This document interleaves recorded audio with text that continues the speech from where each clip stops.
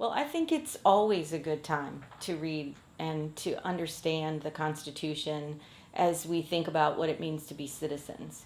The Constitution was a very idealistic but interesting document that is reflective of a particular time and place, and the framers, as we call it, of the Constitution, the writers, which is interesting to think about them that way. I think it's also really important to remember that it is, in fact, a document of its time. So it was written by men, it was written by white men who were trying to negotiate what was at that time really a new idea. They were rejecting colonialism, they were rejecting some of the kind of imperialism that Western Europe was really pervading in the rest of the world, and thinking about what that could mean for them, and yet understanding that part of their job was to limit power, to put checks and balances in place, to think about the principles that they felt would guide their new nation. Without thinking about the fact that there was a nation in place beforehand. And in fact, the Constitution and the Declaration are really reflective, actually, of things that people did learn from Native people, especially the Hodenosaunee, the Iroquois Confederacy. This idea of checks and balances, I think, was really adopted from some of those ways that people were organizing themselves. So, but I think today it's really important because there are so many issues that draw from the ideas of that document, the idea of free speech, the idea of our right to assemble, the idea of bearing arms, and what did that mean? What does that mean in context? So the challenge is to understand it in its original context, but to think about the ways that it has been a dynamic, flexible, a changing document, because our ideas about what does it mean to have checks and balances, who should have power, how should it be exerted, who should be even deciding what our nation should be about, has changed. We are quickly becoming a non-majority nation. Very different approach, very different reality. When this document was written, women, once they married, became non-legal entities. Many people were enslaved. Africans who were stolen from the continent were enslaved people. Many people were indentured servants.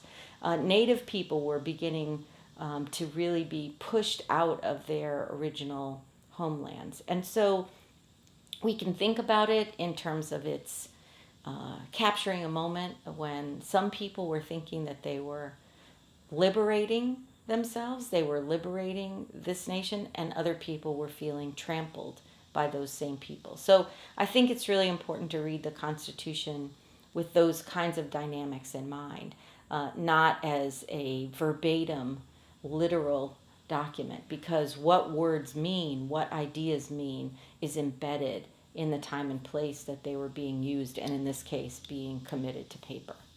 Well, it's so much a reflection of so many different traditions, English common law, native ways that native communities were organizing themselves, things that were even pulled from other places, France. I mean, there are other influences on all of the people, right? So all of those individuals who were tasked with that. And then the back and forth over what was going to work for big states, for small states, for states that were,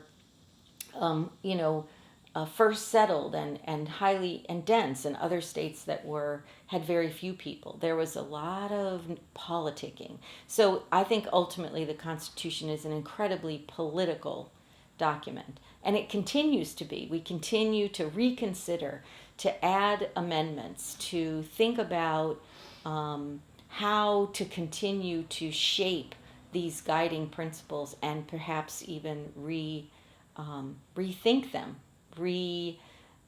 understand them in new contexts. We've changed it significantly. I think for the South after the Civil War, when slavery was made illegal, when people, at least men, were given.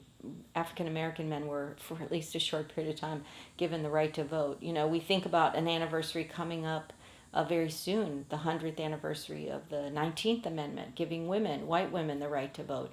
All of these things, I hope we think about it as a dynamic document. On the other hand, certainly people with other political aims have wanted to freeze it in time.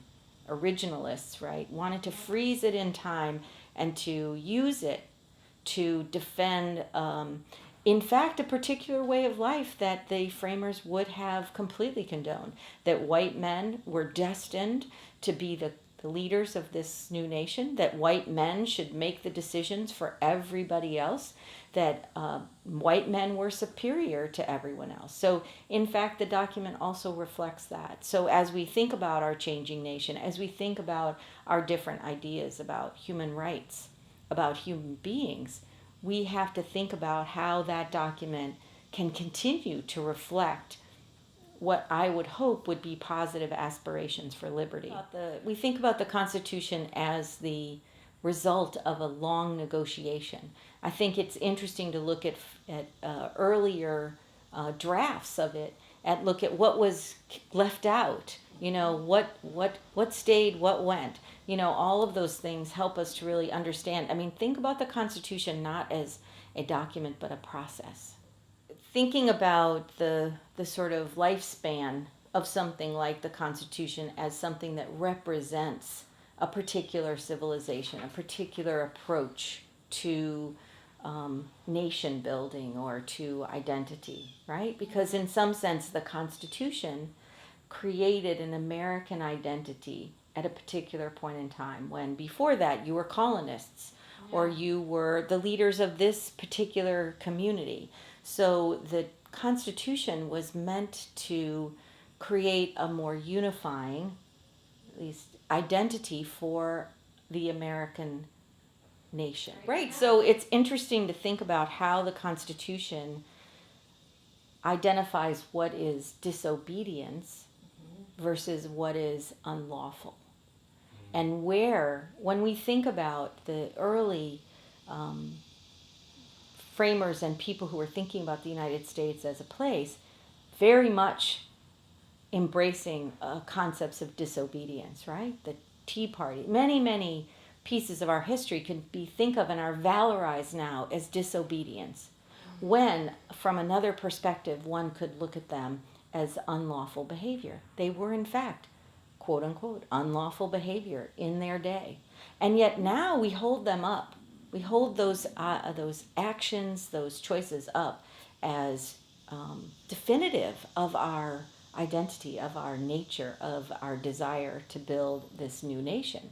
So we're at another place now when we have to think about what is civil disobedience and what is unlawful, and how both of those things are both and what it means to try to move these new ideas forward in a place that continues to evolve, which of course the United States has continued to evolve. So the Constitution gives us a chance to ask those kinds of questions by looking at it in its context, its historical context, by looking at the events that led up to the need. It was a document that was needed. The new country needed shape, needed framing, needed a document that would help to identify how we would move forward together.